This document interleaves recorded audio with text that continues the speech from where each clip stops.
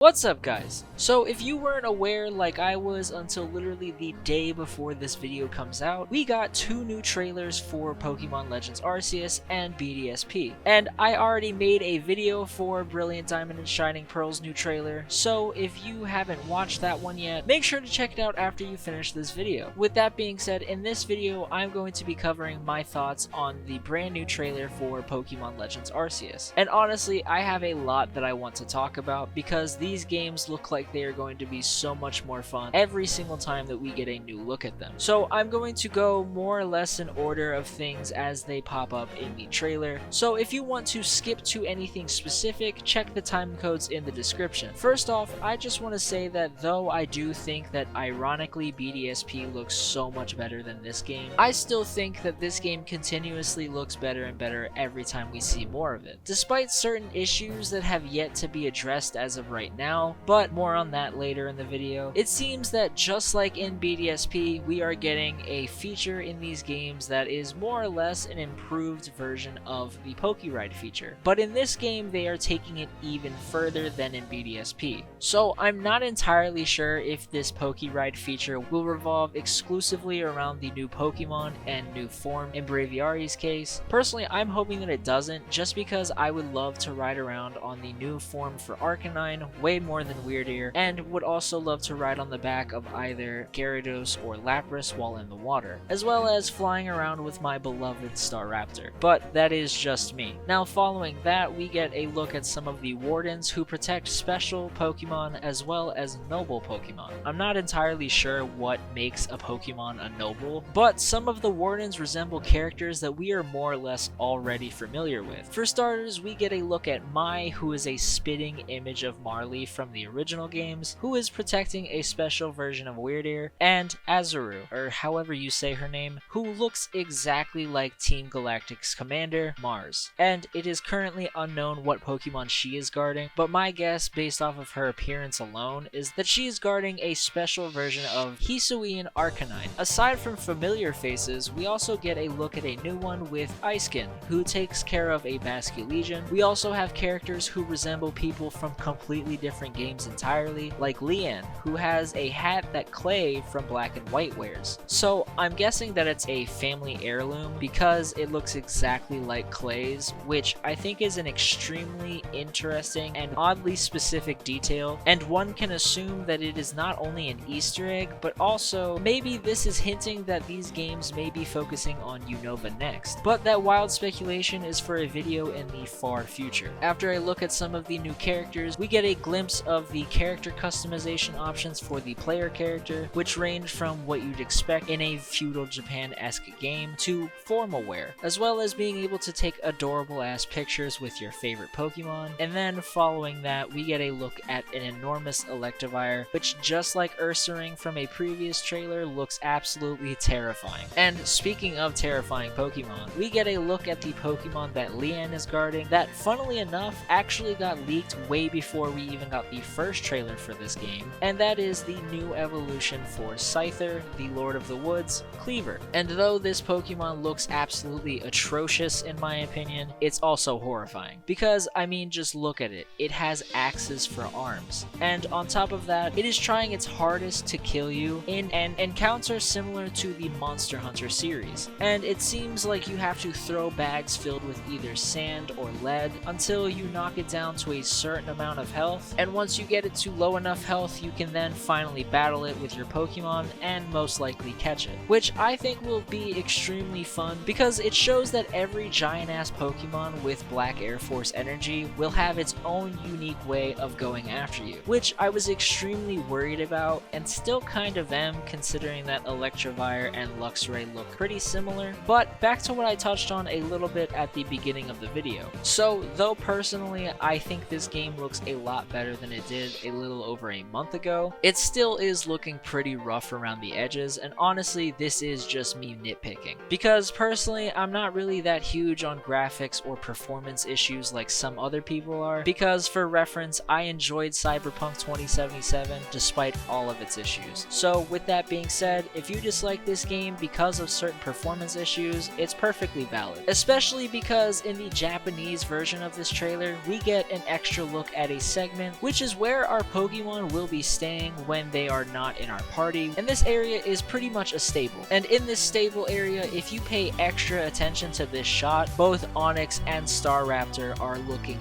really rough with their frame rate, which is exactly why I gave Ilka props earlier in the video, because when I put my PC gamer glasses on and try my hardest to nitpick anything with BDSP, I honestly cannot find anything. But it does not stop me from already loving this game. So with that being said, let me know what you think of Scyther's new evolution, and while you're down in the comments, also let me know whether you're more excited to play BDSP or Legends Arceus. If you enjoyed the video, make sure to leave a like and subscribe. Thank you so much for watching, and hopefully I'll catch you in the next video.